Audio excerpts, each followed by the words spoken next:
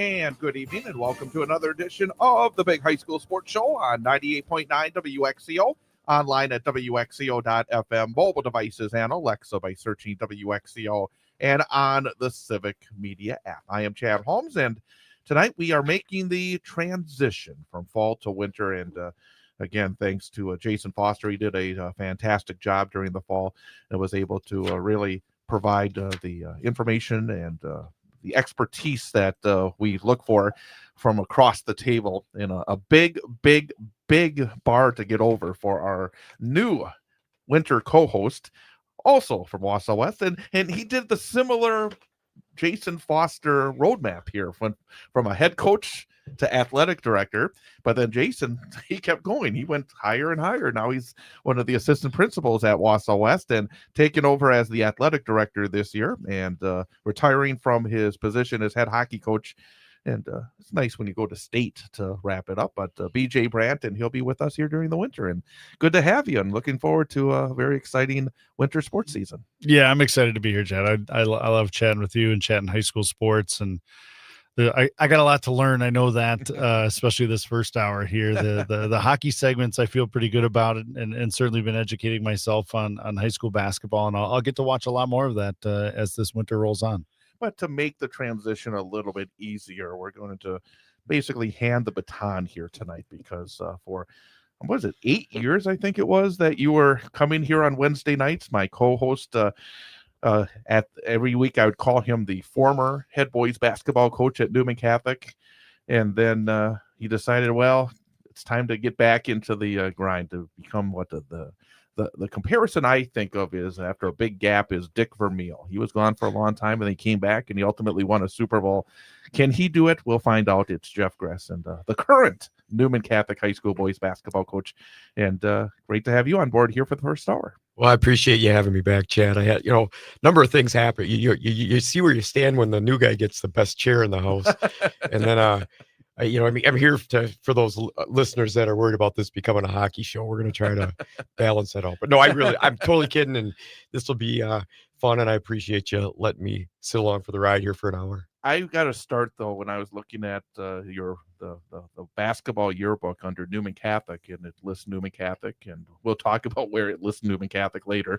But it just says, Newman Catholic, after a 9-year absence, Jeff Gress returns to the sidelines as head coach at Newman Catholic. You haven't been missing. You've just been here. He could have mentioned that. Yeah, very true. It's well, I gotta get just quick. Just it was a big thank you when I stopped coaching the first time, as Coach Brandt can attest to. You get a little bit of a void. There's plenty in life to fill that and make those experiences, and we all have our reasons why we do it, versus stepping down and moving into different stuff within our life at that moment. But you're so used to that connection with the kids, that hustle and bustle, that movement from film to practice to the game to the next thing you have to take care of and manage as a head coach. I really appreciated getting to do this journey because it still felt like I had those shoes, even though I wasn't the head coach on the sidelines or running that program. It kept me in touch with high school basketball. And I'll say it as we always do. The best part about the show is talking to coaches and players. It's there's all the records and the stat lines and all the other stuff you talk about, but it's that picture that gets painted when they talk about their programs and the pride that they have in them and the experiences that truly make it that special moment of what high school sports is, and that moment that those kids get to live in and those coaches get to live in. Another high bar that you have is this guy had so many notes when you come in. I mean, he would dig. It would not be the notes for the hockey stuff, though. We were trying to get him there, but it was all the basketball stuff. Let me ask you real quickly, BJ, before we actually start to talk a little bit about where we are at the start of this winter sports season. Jeff mentioned the fact that it can be a bit of a jarring experience when you give up probably one of your dream jobs. I mean, I'm sure that when that was one of the jobs that you thought about when you got involved in teaching and coaching, that you wanted to be the head hockey coach at Wausau West. It's a great position but you got this great opportunity. Has it been jarring to start things off, that practice is going on and you're not going to the rink? You may be still in the office or have to work at the field house instead of going to the rink. Is it at all jarring? It's a completely different routine. I mean, that's been, when they started on November 10th, I was down at the athletic directors conference down in the Dells, and I was sitting across from Brian Miller. former AD up at Ashland now. Yeah. And I said, I missed practice yesterday. And he's like, what do you mean? I go, first practice was yesterday. And he's like, he totally understand where I was coming from. But for me, it's great to know the staff that West has. And I'm, it was me moving out and Travis stepping in to take over everything we did. So it's been totally different, but I'll say I've been able to be present as a dad a little bit more within the family structure and with Emma and Allie playing their first varsity game as a sister duo, being able to be there and watch that last night and then being there for Kate and Davis and their youth stuff. So it's been really good so far. I mean, it's totally different schedule. It's the part you talk about, like the connection with kids, that's one of the things that's been the biggest challenge so far as an athletic and activities director is you get to watch kids perform, but it's you don't always get to know the kids the way that you knew them as a teacher and as a coach. So that'll be the biggest challenge, but hopefully something I can figure out over the time period of this job and cheering on the kids and all the great things that come from high school sports and performances. The first segment here, we're going to talk generally. We'll have your official coach of Newman Catholic interview as we come to know it a little bit later in the hour. I wanted you here as well because let's talk generally about boys basketball because we're starting boys basketball a little bit last night. There were a few games, not many, but a few games. And then, of course, a lot of action going on this weekend. And the conferences we're going to keep a real tight on look at are the Wisconsin Valley, the Merowith South, and the Great Northern. Well, you're, of course, coaching in the Merowith South. You're facing a couple of teams from the Great Northern. You'll get a chance to see a Valley team as well. But let's generally talk, and I know that I saw Coach Brandt here at the West scrimmage on Monday as well. Let's talk a little bit about the Merowith South since you're here first. It's a little different. I mean, you're back, Stratford. I mean, how many years? Every year we had Coach Schmidt on because it'd be like old home week where you talk to him. I mean, you had such great respect for what he was able to do at Stratford for so many years. You got Marathon, who looks like, I mean, they actually, I thought, in a sense, overachieved a year ago because they were a bit younger. They had lost Grant Warren, and there was a different look, but they still had an outstanding season.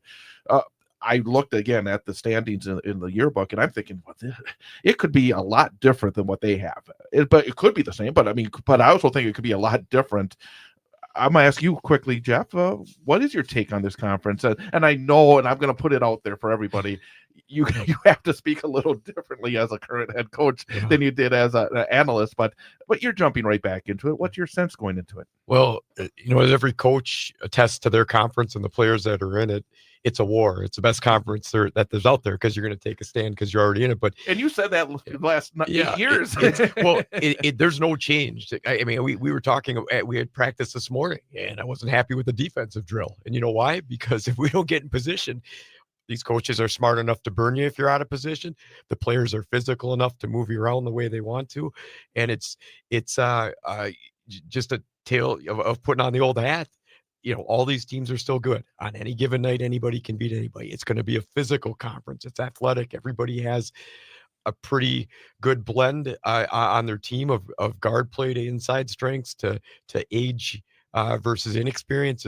It's all there, and I think that it's just come to be such these rivalry teams over the years that it's going to be a game every night. You can't show up and take a night off. And the funny thing is, as you mentioned, Coach Schmidt retires, they still have good athletes. There's still that, like Coach Brandt was talking about, that sense of pride and tradition that's already there from programs and players and the way things have already been established, that it's just going to continue. And if the coach that steps in does it right, they should just keep flowing with that winning atmosphere. There's guys, Marathon and Auburndale, those guys never left the sidelines. So I look at it, we're already coming in hands down because I'm out of practice and we got to catch up on that. So, and Edgar, I know Coach Paul and they've been doing that a long time. So it's, and then to boot, I know we're in the southern half, the northern half's gotten better too. And so it's just very interesting on how things are going to shake out. I think it's going to, be on the consistency of your play, how much you can develop and improve on the things that need to improve on that you cite as things that aren't working well in the game to fix quickly. And I've already seen it a couple of times, even here early on, health wise, how we doing with, sicknesses. We had a senior retreat and everybody comes back sick and I gotta say that I went to a practice last Yeah. week and I got scared to death because I'm standing off in the corner and all I could hear is coughing. And I'm thinking, I don't want to go through this over Right. again. I'm Right. getting out of here. and you got the injury bugs you can't control. We had high hopes of what we were going to, or not high hopes, but you have a set plan in your mind of what you're going to lay out at that scrimmage right away. And I got kids, whether they're sick or, an infection came up over the week. It could be anything, and they're out, and we got to give them a little rest time. So I think those are all big factors. But I don't take for granted any game we're going to play against anybody in that conference. And obviously we're playing with a little bit of a chip on our shoulder, but it's a very strong conference. It's got a lot of good teams with a lot of good coaches with a lot of experience. And I wouldn't want to be anywhere else either. I wouldn't want to come in and say, we can go half speed tonight. Hopefully we'll win by 20. Whereas, no, we're going to have to play our best basketball. We're going to have to be consistent. It's well earned. It's like, it's what you want in a daily routine to earn. I think you got to earn it. It makes you better in life. So. PJ, I don't think I've said this out loud, but it's something I've kind of carried with myself for a long time is Marathon boys basketball reminds me of Wausau West hockey, because over the years, they've had such great coaches there. They've had such a winning tradition. They passed along, I think, a basic way of doing things that has kept them at the top of a very good conference year after year. And I don't think you can underestimate that, can you? No, you can't. I mean, when you look at like all the things you're talking about, Jeff, it's fun to hear the excitement in your voice because I know Yeah, I know where where was you're that the at, last 2 you know. years. I know. It was here. I'm Just joking. mellowed out. But when you look at that and you look at a tough conference, really what it's doing is preparing you for the best part of the season, which you get to February and you get to the playoffs, and through all that process, you're trying to prepare yourself for those for the WA tournament series. And you look at a conference like that and the programs that are in it, like it's gonna prepare you for the playoffs, which is what you want. I mean, the reality is, yeah, you're fighting for a conference championship. You want to make sure that you put yourself in a position for that. But the reality is you want to be playing your best basketball, your best hockey, your best whatever it may be when the WA tournament series comes. And I think the conference, as you speak of it, is going to prepare you guys for that, which is going to be fun for me to follow as I watch more basketball and follow more basketball throughout the winter here to make sure I have some basketball notes on my sheet. I want to touch on the Great Northern because you do face two Great Northern teams this weekend. So I think you've probably been looking a little bit at what Merrill and Northern Pines have. But here in our neck of the woods, you got Mosinee, and I was looking at some of the kids they got back. I mean, we talked so much about Treve Stoffel during the fall. I mean, he was doing everything on the football field. He's gonna go and continue doing that on the baseball diamond. But you got a couple of other 6'4" kids, and Sebastian Anderson and Braden Reinke as well, and they have 5 starters back. I mean, that Mosinee team right now looks like one that's not only going to be, I think, a big challenge and a very good GNC, but also potentially being there as we do get into late February and early March. Well, just, and one of the things I was looking at before I came here to do the show was just the win totals on a lot of those coaches in the conference. I mean, even when you're, where Medford is, they've got a bunch of wins. Coach Lemons and Rhinelander had over 200 wins. And it's just, there's a lot to be said about that when you got these top teams in the conference just accumulating all these wins. It's through the players in the program and how they coach and run it. For going to Mosinee, though, what wouldn't you want in a lineup back the next year when you had success enough? They finished 9-3, I think, and it had a good overall record last year. Now these kids are a year older, and I think it's cool to see, no matter what sports they pick, the multi-sport athlete, and to give a kid credit when they're able, or kids, I should say, in general, are able to do that in multiple sports, have high success rates, go from one sport to the other, change the mechanics and the ability levels a little bit to be able to work the way you have to within that type of sport and still have the success. That's a winner. That's an athlete. And I think with the size, the athleticism, the way Coach Lindsay runs that program, Mosinee is ready to, going to be a team that's ready to go. And again, you're going to ward out in that conference and be ready for playoffs. It's never easy.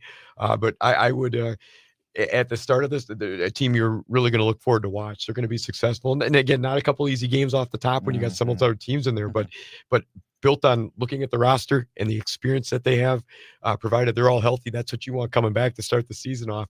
I mean, you may say you have a target on your back, but you can defend it. So it's a good roster to have. And also, I mean, Nate here at Wausau West, but what Derek Lemons has done, and I thought we talked about this last year. I mean, they would have a stub toe out of conference, but every time they needed to win a game in the conference, they won. They beat Mosinee twice last year. That's why they won the conference championship.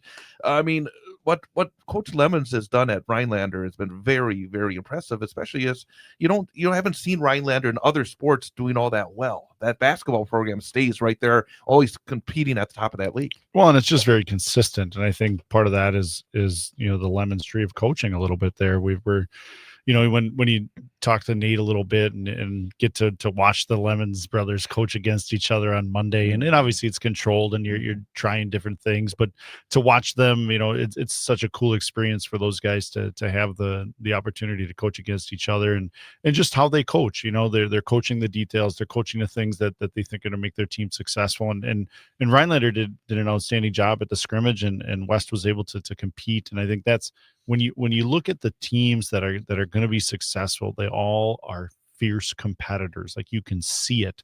And it's fun to watch athletes like that compete. You talk about the transition from fall to winter to spring, and the kids that are multi-sport athletes, they're fierce competitors. It doesn't matter if they're playing pickleball with their sibling or their parent or a friend, they're going to be fierce competitors and want to win that too. So I as I've transitioned to kind of a broader lens in high school sports, it's fun to watch kids compete, and it truly teaches them things that you can't learn in the classroom. And it's such a great learning environment for these kids. Well, I was going to say, just talk the last couple of times too.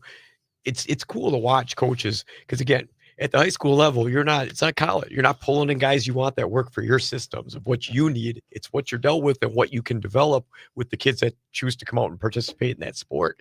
And I know he's had good basketball players up there, but we weren't naming, so to take that with just a solid team from last year and win that conference, I think that's the big deal when a lot of these other teams have these major players in the game where you got your one or two studs out there. And now to culminate that, it looks like he's got some of those kids are back that were solid last year from because I have our guys at Newman talk about some of the guys they've either played with at AAU or this kid's on my AAU team from Rhinelander and he's good.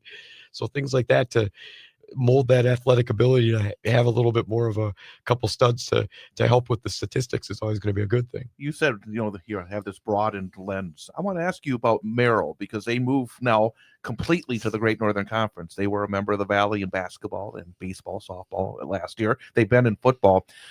As you look at, you've been around Merrill, obviously, as a conference opponent for a very long time. How do you think that's going to work for them being now completely in the GNC? I mean, I think it's going to help them. You saw it in football a little bit. They made the playoffs, and I don't know a ton of the history on Merrill, but just in the sports that I've watched, I think it's going to help them be more competitive, which is going to allow their kids to have success. And I think from the Valley's perspective, you're always trying to figure out how to have a great conference and how to have and make teams be super competitive within your conference. So to watch a team like Merrill, leave the Valley over a period of time and then define success, I think it's going to be really good for them. It's going to be a good move for them. I mean, obviously watching them this full year as they compete in the Great Northern will be a great test to see if it was the right thing for them. And that's the hard part. I mean, you want your kids to be successful. You want them to be competitive. And sometimes the environment, whether it's an enrollment situation or participation situation, you've got to make sure as an athletic director and administration that you're putting your kids in a good spot for success. And certainly in the fall, I would say it's worked out well for Merrill. And Jeff, before we turn to the page from the GNC, you have been getting ready for Merrill and Pines, and they are two teams that are expected to be right there in the mix in the GNC. Not to break it down completely, but what's your sense? Are these going to be very competitive teams this coming year? Yeah, I the coaches I've scouted a little bit already to watch games to get ready ahead of the games that we're going to play over at West. And for Merrill, what I always like to watch sometimes is you take on the persona of your coach, and Coach Pieper over there's got that bulldog mentality. He's gonna grind you out and get after it, and the kids are gonna follow suit on his emotions and how hard he wants them to play and stuff like that. And I watched that early on, watched some of the games from last year, and that's exactly what they are. They got that lankiness to them and can really get up and down the floor well, and just a lot of good solid frames to bang around on the basketball court with you. So I think they're going to be that league's going to be good for them, very competitive, and more their size. And they've already they play those guys out of conference, so it's not like they're finding a bunch of new friends here. Just more rivalries to pop up as they progress more within that conference play. And for Pines, I've seen a little bit of last year, and I watched last night's game when they played Three Lakes and play with quite a bit of speed and get up and down the floor. That ball was out of the basket, or they got a rebound or a turnover, and they're gone and they're flying. So, and again, a lot of athleticism, good basketball frames with these slasher type players, 6'1", 6'2", and a multitude of them on the court. So I think it's going to be a battle between those two teams. Merrill stepping in there, Pines getting a little better from last year. They got the Albright kid that can put a lot of points in the basket, really good shooter, lefty. And I think they're going to both adjust well in that conference and just make it that much more competitive by one team joining, another team being a year older. So it'll be fun to watch as that plays out throughout the season. The Valley, 6 teams. That's something as somebody who grew up in this area, and I remember, and when I started broadcasting for Wausau West, there was 9 teams, and back when we first started, there would be 16 conference games and 4 non-conference games. There was a 20-game schedule back then. Nowadays, it's probably 60-40, maybe even bigger than that now, because you play more games and there's fewer conference games. But looking at the Valley, and a staff that just jumps off the page, and BJ is somebody who competes in the Wisconsin Valley Conference, and you've been around it for in different sports for a long time, to see what Marshfield has done to win 47-48 in boys basketball with programs like Stevens Point and DC Everest, and Wausau West won 18 games last year. I mean, what Marshfield has been able to accomplish has been pretty impressive on the hardwood in recent years. Yeah, I mean, it's been fun to watch them when they come to town. I mean, they're certainly competitive and execute against really good opponents. I mean, obviously made a great run and have had some really good athletes that have performed well in the right moments. I mean, it's, you mentioned the conference of 6, and the topic of conference realignment and all that is something that pops up almost every year, and it's something that as a Valley we talk about a lot, because it is only 6. So from the coach's perspective, like, I loved that we had 10 conference games and we get to go get 14 non-conference games. As an athletic director, though, when you're doing scheduling, I don't know that it's the same like and love for that. So it'll be fun to watch the Valley this year. I think I will say, let me jump in real fast. There are some interesting trips for Wausau West this year on the boys' side. Well, and some of that had to deal with the Florida trip. When you're scheduling, they had the Florida trip. I think it was a year ago, and that created some holes in the schedule that Coach Lemons wanted to fill, and at some points you got to take the games you can get, so that you can compete and prepare. And I mean, I remember playing in the Valley when it was all those teams, Chad. I mean, from Anago to Rhinelander to Merrill, just 3 that come to mind right away. And there were some wars. Absolutely. Back, Rhinelander was always good. I mean, Jack Bennett's, again, going back to some of those games, I mean, just it makes me sad. Yeah, but here's the thing, though. You look at like the Valley schools and you talk about the Great Northern, we're scheduling each other non-conference all the time. So you still get some of the rivalries, you still get some of the matchups. It's just not twice a year, once at their place, once at your place. So the Valley would be fun to watch. I mean, obviously I'll get a front row seat to a lot of games there at Wausau West. What about, you're here in town, East and West especially. I mean, you probably see them during the summertime and generally with the Valley. Anything you'd want to add? Well, yeah. I think that, again, if you wanted to say, like, any given night, these teams know each other well. I know they always, in talking to the area coaches, when I get fortunate enough to have those conversations, they're always looking for the battle, and they know that they've got it's the Marshfield and the Spash that always get a little bit of the more, I don't know if you want to say limelight, but they get a little bit more of the push because wherever that comes from. But I wouldn't want to play East or West on any given night either. They're going to come at you. Coach Lemons and the Warriors are going to be stingy. Coach Garrett and those guys are going to try to put the ball in the basket and fill a ton of points on you. And just the recent success both those programs have with 18 wins last year for West and East going to state. I mean, that's only going to propel and build itself. Those are all good things that kids want to try to leave their mark on and keep their tradition in the new year. So as much as people say Spash Marshfield, I still think it's going to be a good area basketball and another battle. And you also have Everest is a year older. Last year we were talking Jake about Shallow coming back. Yeah. I mean, he had so much success at Merrill for his first time around, and again that I think will lift the floor again as well. I mean, Everest has had talent. I mean, they've been very good last number. I mean, I must say right here, I mean, we were both fans of Oliver Drake and what he was able to do. I mean, we really enjoyed talking to him. A very good basketball mind. And Jake Shallow, I think, is cut along the same cloth in terms of a quality coach. Yeah, I think he's going to step in and do fine with that group of kids. And you've got like I said, you got a good roster back where kids that can hit from the outside, they can bang it inside. And they always have pretty good size and athleticism out at DC Everest. But top to bottom again, it's going to be a tough. I mean, we look last year, we were talking about Rapids a couple of times, only a couple wins, and all the coaches would come in and say, "Well, I want to stub my toe there." I mean, they could come at us. And then they beat East, didn't they? Yeah. I mean, but but that's how good they are from top to bottom. And also, I guess the final note I'll make is you don't see very many conferences who get two teams to the state tournament. And that's what happened last year with the Wisconsin Valley Conference. 2 of their 7 were playing in state, and one of which was playing in the final game of the season in D1. Yeah, I mean, you look at Marshfield wins the conference last year. East finishes 5th, and they're both representing the conference at the state tournament. And that's a testament to how well they were playing down at the end. And it'll be fun to watch, because as you look at last year's Marshfield was the crown jewel of the conference, undefeated in the conference, and then you had Spash, West, and Everest kind of there in the middle. East just under 500, and then you had Maryland Rapids. Well, Merrill's out now, so now they've got I think Rapids. I think you'll see them better this year, and being a year older, and I think it'll be interesting to watch our kid, like certainly our Warrior kids compete, watching them compete against Rhinelander and talking to Coach Lemons and how excited he is about his group. So it'll be fun to watch. And I think when you look at the school, as much as Marshfield's predicted to be the top contender for the conference title, according to the book, how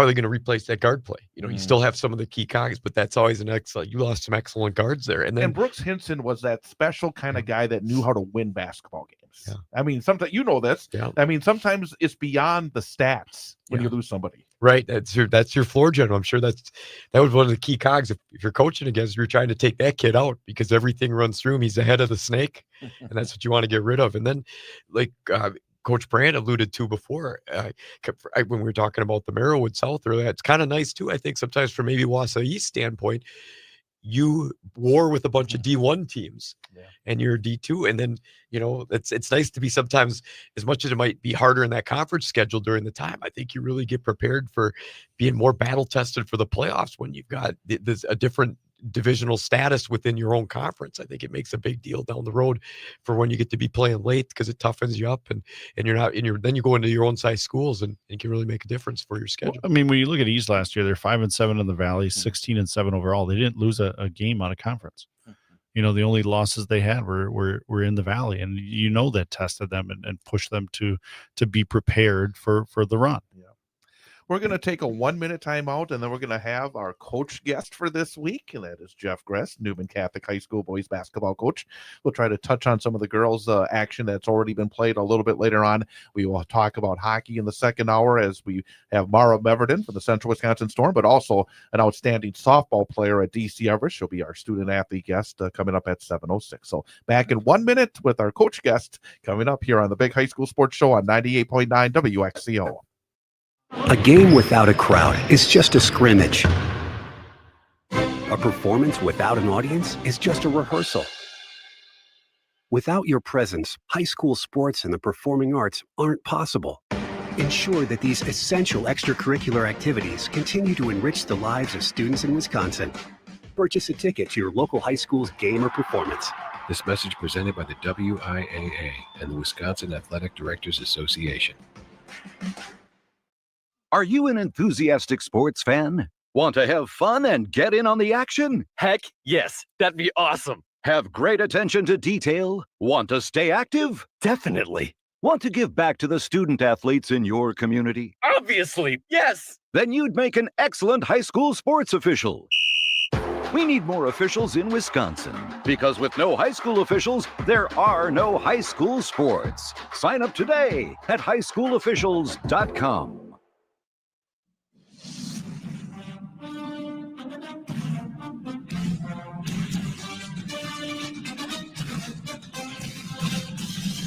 Big High School Sports Show on 98.9 WXCO, WXCO.FM, mobile devices, and Alexa by searching WXCO, Civic Media app, and on YouTube, youtube.com, and the 98.9 WXCO channel.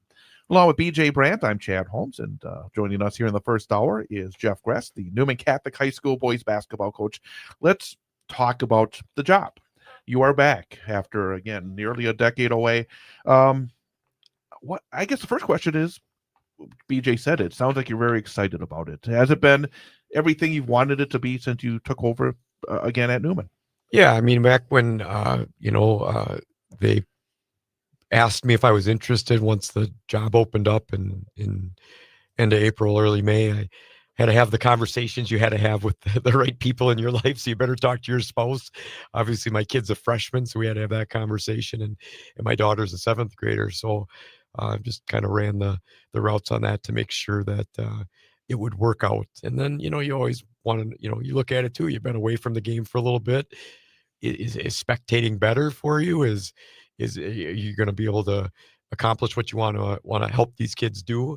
So there's a lot of things to think about. But the minute I said yes, I don't know how to not go into something full throttle. Just because, for me personally, and that's sometimes where the writing and I'm not saying, because you mentioned you're back after. It's not about coming back. It's about what I think I can help with our student athletes, what I can do for the basketball program.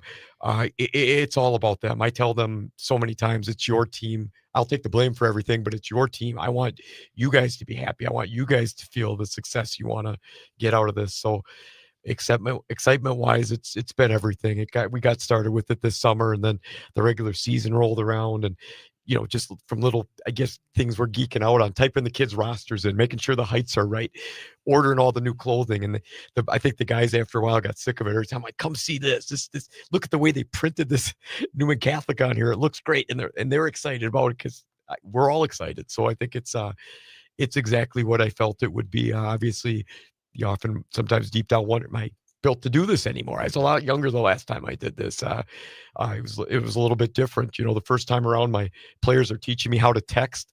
The second time around, I'm finding that they like to communicate much more without face-to-face stuff. It's just the way they're built, and trying to get them back in that mode a little bit. Come have a conversation. Let's talk about it. So the excitement's been there. I can't wait for every of these new firsts with these guys, from first games to first film sessions to the first day of practice. It's been outstanding, as has the players and the families and the parents.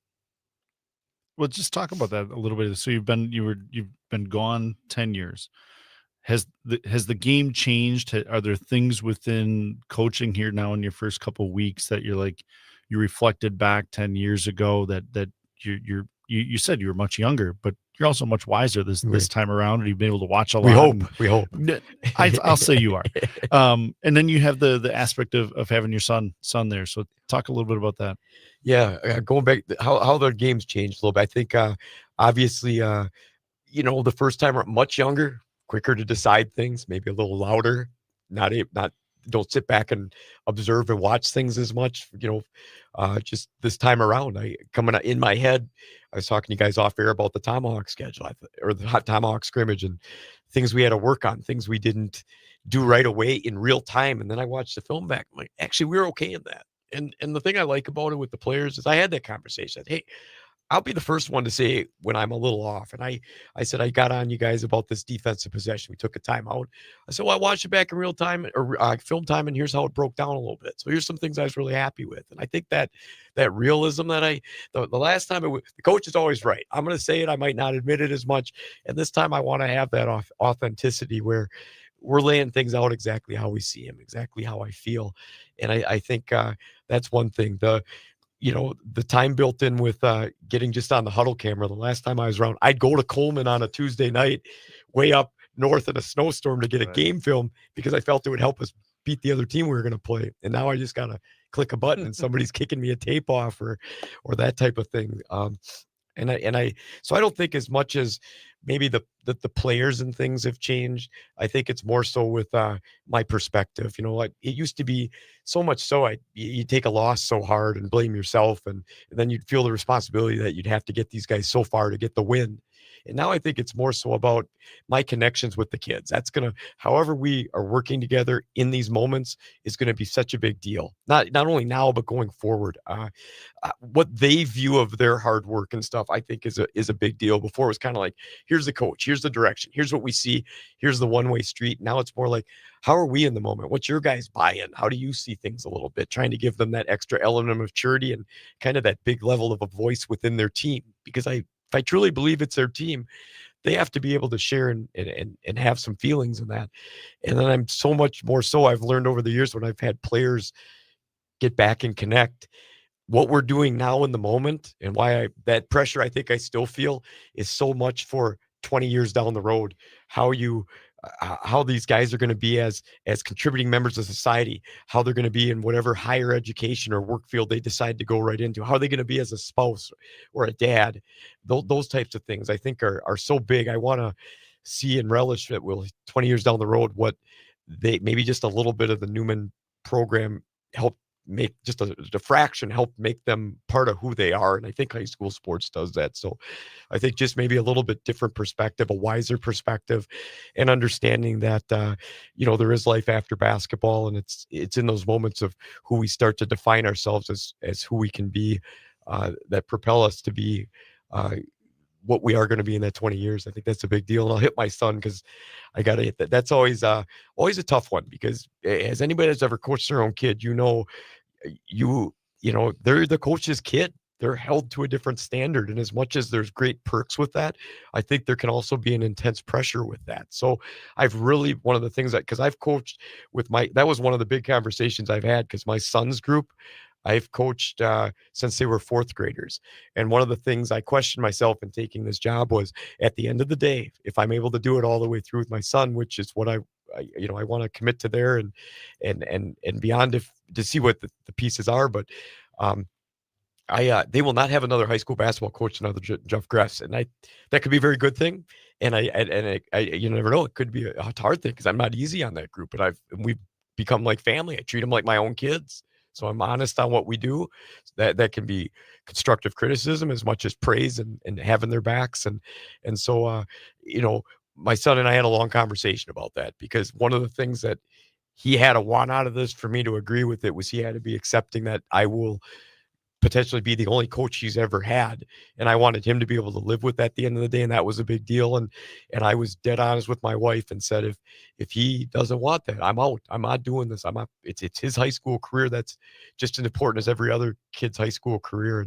And he wanted that. And I think sometimes he sees the perks, like when, you got extra time to shoot around, you're there with that gym space is more readily available with your dad being the coach. So I was, as much as I was happy as a father, I was happy as a coach that kind of lifted that experience that was also available to me based on his opinion, because that meant a lot to me that he would want that. And we got a long road to go, and never easy to be the coach's kid. You played for Dan Witter, and then you coached under Scott Seward, and then you became the head coach at a very young age. How old were you when you first became the head coach? 25, Chad. A lot less gray hair. Yeah. Another, still a good-looking beard, but of course. But and no taller either. No, but you learned under those coaches. Then you did it yourself for how many years were you the coach? I mean, quite a few. 14, I think. Yeah, 14. I mean, man, oh man, and I was there for all of them. Yes. But your basketball philosophy. Then you stepped away for 9 years. Has your basketball philosophy changed at all? Because I know, and we talked about this, you studied the game. You'd watch these games just to talk about it on a Wednesday night. Take the notes. Has your basketball philosophy changed at all from when you were the head coach at Newman the first time around to what you're trying to implement right now? Well, one of the things I went back through, and it's funny what you save. Like I've got bins down. When I cleaned my coach's desk out the first time, those bins were still full and not as much dust on it as I thought. So I opened them up more than I thought just to reminisce or look through things. And what I was, and then in typing up the paperwork for this season for our parent meeting for our players, they're all getting packets. We put stuff out on Google Docs that people can allude to for whatever, whether it's our rules or philosophies. And I think for, if things are successful, and it really gets down to just some similar key elements, no matter whether it's across the sport, you want some discipline, you want some effort, you want them playing together. I mean, those are really three key things that just continue. And when I write up my philosophy with my players, it's about those things. It's got to be a hard day's work. You got to be giving that blood and sweat to become better, not only at practice, even in the toughest moments. Like this morning, we started out a little rough at practice because, we practiced 3 to 5 on Tuesday. Then a bunch of them went to the girls' game. Then a bunch of them went to Buffalo Wild Wings, which is great. They're all hanging out. But then we turn around, they had a couple of tough weeks with school ending and also looking forward to Thanksgiving. So they were tired this morning. And then we had to have a moment where we had to get back in after it. So the effort has to be there. The hard work has to be there. It's team above all else. Things don't function if you're not doing this together for the right purposes. And I know kids can get individual accolades, and sometimes, whether it's through families or they'll look at individual stats because they want to take some personal pride with it. And there's no problem with that. But at the end of the day, the thing that matters is what's up on that scoreboard for them. Or even if it was a hard-fought battle and it isn't quite up there on the scoreboard, did you knock yourself out, give it everything you got? Because there's always somebody better and always somebody worse than you at different times in the season. So that teamwork has to be there. And I think you got to stay disciplined. You got to hold true to the things within the game, whether it's on the defensive side or the offensive side that get you there. And what, whether it's positioning, whether it's execution, you don't beat people. You're not going to win with surprises. You have to execute that game plan that's led from the coach's perspective, but the players, it's all their glory because they're going out there and they have to perform it. They have to execute it. So I think from the first to the second time around, maybe a little bit more understanding that our times have changed and that, but I think I've held true to my same philosophies of effort, discipline, and teamwork. Those have to be there above all else for you to have a successful program. I mean, it's fun to see the excitement as you talk about it, though, Jeff. A lot more hand movements as I get riled up. The excitement as you guys open up on Friday against Merrill. What are you most excited about in that first game? I mean, it's going to be the first time back in the seat and getting your little coaches boxes. I've learned over the first couple of weeks here, you guys get some movement in. What are you most excited about? Well, I think getting to be part of the atmosphere. I tell the kids, and I mean it genuinely when I say it, right? Most of the stuff that I say, I hope I mean genuinely, because otherwise why say it? But I enjoy every moment. I'm proud to be called their coach. I tell them I'm proud to be part of every little success. For example, we want to put in a little bit of a flashy warm-up drill. So if you don't practice it, and last night it was a night because we have freshmen through seniors on our roster. And last night you could see guys getting frustrated. It's real simple what you got to do, but when you don't get it, it looks like a mess. And today we're going to run it through. We're going to practice it again. And we do it. And it's this Marquette warm-up drill. And we said we're gonna run it through with one more player that didn't get it and struggled, and he had to finish it out, and they got it all the way through. And from seeing seniors jump up and fire it, guys raising their arms all together, patting the kid on the back that might have struggled with it, that was a moment. And I think I'm most excited for those little moments to see them achieve some stuff that they haven't felt. Whether it's just more on the winning side or more on my personal investment in this team is being acclimated to what we want as a group, those type of things. So I think I'm most excited to just get to take in that atmosphere. I know I always loved coaching in the turkey shoot, getting there. The biggest thing for me, and when you talk about like the Valley and things you don't want to see die off, was just crowd levels. I mean, this is a chance to come watch these kids play and perform in a big field house, 2-night games between 4 varsity teams.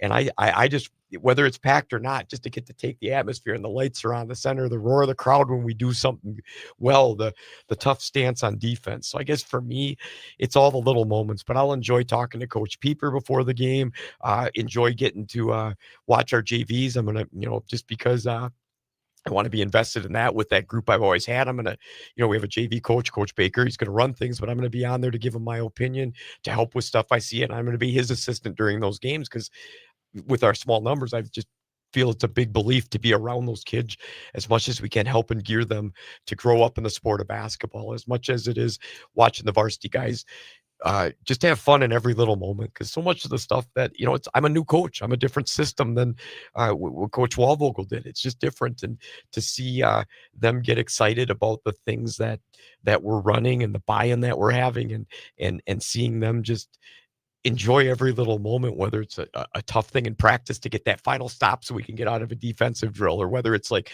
new offense, everybody's getting it, or when they come up to me and pick up on something, hey coach, I really think if we look to move faster through this step, we could get what we want out of it in terms of our look, because one guy's just not understanding the offense fast enough and he's like pausing to read it, and then he goes, so I'll bark at that kid a little bit more, like move now, and tell him so that the older guys can see that we're getting through it. So I guess for me, it's just going to be the general atmosphere of what a first tournament should be, as much of an evaluation process of getting to play 2 solid basketball teams from the Great Northern Conference.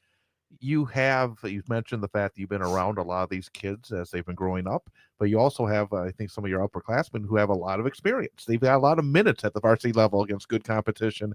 Could you talk a little bit about the guys on this team? Because you do have, I think, some talented and experienced guys. That has to be exciting to be part of as well. Well, it is. And again, to give our guys some props, it's starting off in the summer and stuff. It's not easy having a new coach. They look at me right away. I mean, they know I coached, but they weren't around for that. They weren't. I don't even want to calculate the age. I know. You guys are looking big smiles to calculate the age when I stopped coaching. I remember, because there's a picture that when we have the triplets and the Pent boys, or sorry, I should say quadruplets, but we have 3 of the boys that are together. And one of the things, they had a picture up on their story that they did on the news. And I'm like, oh, I know those 2 guys. It was 2 former assistants. So at some point we had them when they were in 2nd and 3rd grade. So they were real young the last time around, and didn't know much of how any of that worked with me or the teams that I was fortunate enough to coach during that first run. But I've had a great buy-in, because to me, the last time they were, oh, that's our 6th grade teacher, our 8th grade, I have 8th grade too, or our 8th grade teacher. So it's been a while. So we had to reconnect under the sports outlook, and they're young men. They're 17, 18-year-old guys looking to make that next step out of high school. They're on their one foot's kind of out the door, so to speak, as fast as graduation pops up. So it was interesting to see how receptive they were, how the buy-in we got right away to start the summer stuff off. And that's what we have on this roster. We have a lot of experience. We have 7 seniors. Unfortunately, Cooper Gould tore his ACL, but I give credit there. It isn't fun sitting at practice when you're injured, and especially when you're holding out hope that you could get in way at the end of the season if we make a little bit of a run, if that thing, and he's ahead of his schedule, which is great, but if that thing heals up properly, and he comes to practice every day and he sits there for 2 hours, you just got to give those guys all the credit because of how much it means to something, how much it is. And I hope our team, we talk about it often, but I hope our team is always cognizant of what it means to them, and play a little extra harder for Cooper when, you're getting beat up or the game's not going the way you want. You dig down and think of that, and I'm going to play hard for my teammate there that can't do this for us. Then obviously you look at the scoring punch. I think we have one of the things we're going to have to continue to improve on is the defensive side, because offensively I was blessed to walk in here with some guys that could put the ball in the basket. They've logged a lot of hours, and Quincy averaged 19, 20 points a game, and Piff ain't much farther behind. Lucas Piffner, another senior for us, averaged about 13, 14 a game, but they have the capabilities to go off on each other. One of the things I really liked about the summer, it's not easy playing off each other when you got 2 guys that can fill the basket, because sometimes I've also seen teams that they have a hard time doing that. Especially one guy picks up when the other goes down, or vice versa. Or are we going to be, just put as many in and wait for the game to develop for us? And those 2 did a really good job of that over the summer. They're filling it up. Lucas Piffner, due to an injury when he was in middle school, is not able to play football. But if you saw him and the way he hit the weights when he was in the off season, and everybody's like, he's at the Y all the time. I mean, he was a gym rat in so many different ways and put that time and effort in.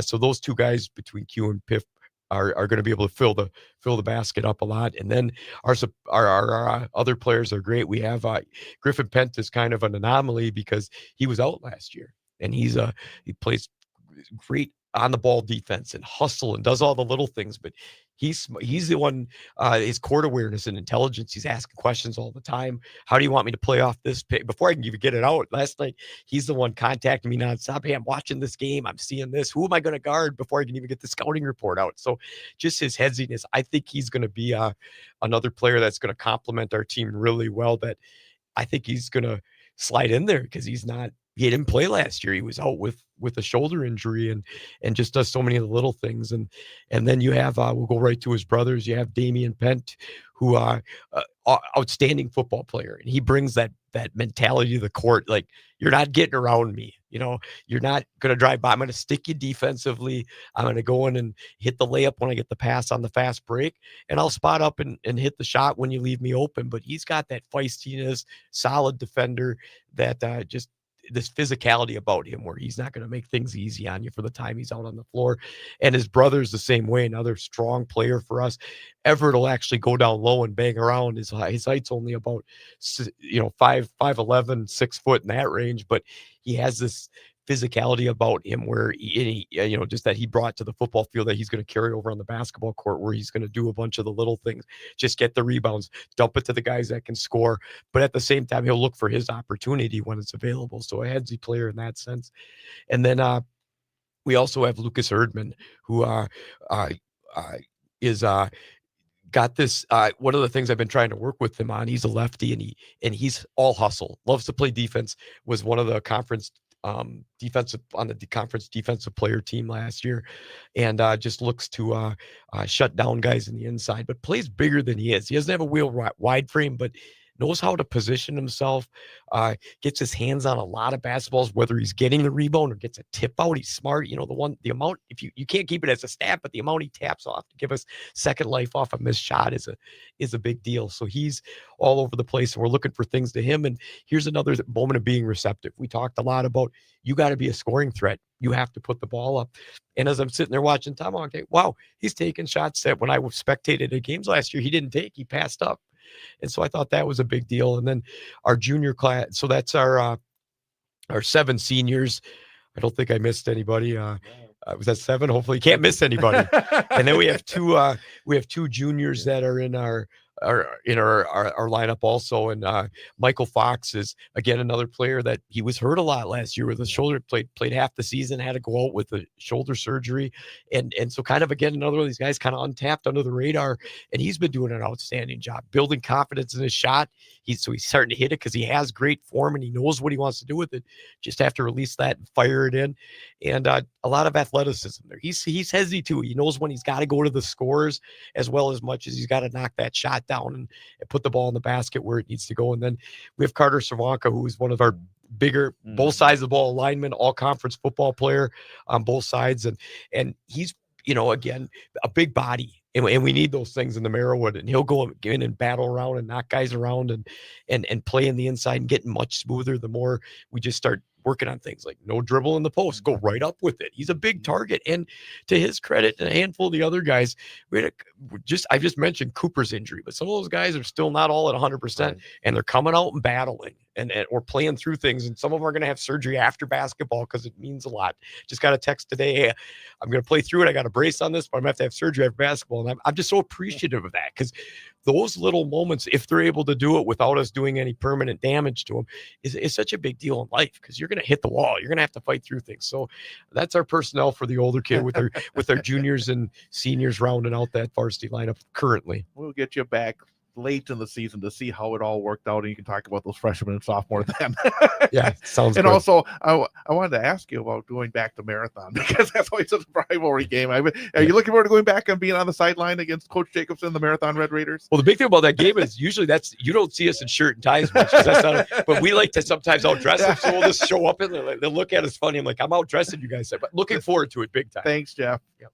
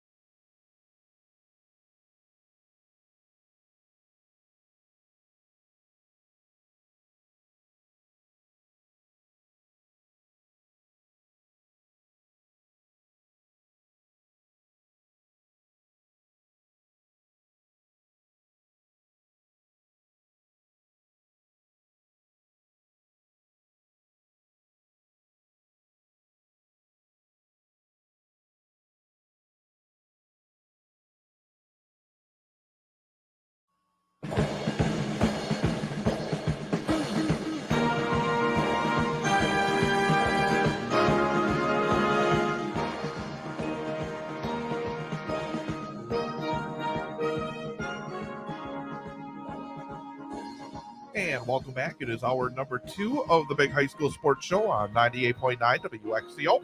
Online at WXCO.FM, mobile devices, and Alexa by searching WXCO and on the Civic Media app. And of course, you can also catch the show live on YouTube. Just go to youtube.com, go to our 98.9 WXCO channel, and be able to watch the show there as well. And you can watch it later or at your convenience. I am Chad Holmes. Co-host, starting his first night as official co-host, is BJ Brandt.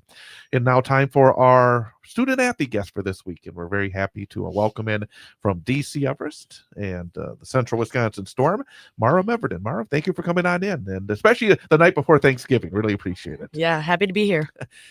I'm going to start off.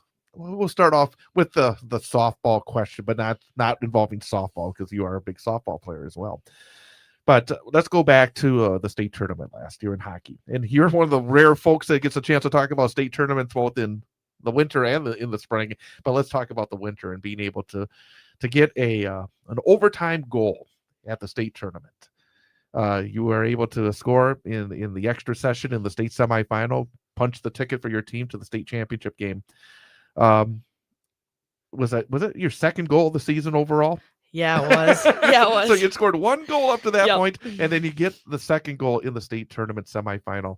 What was the moment like when you realized that you put it to the back of the net and your team was able to get back to the state championship game? I just couldn't believe it. Like only scoring one goal, like you said, before the preseason, and just to do that for my team and be able to make us go to the state championship felt really good. And I'll carry that moment forever, but it just felt like I felt happy for my team that we get to do it a second year in a row.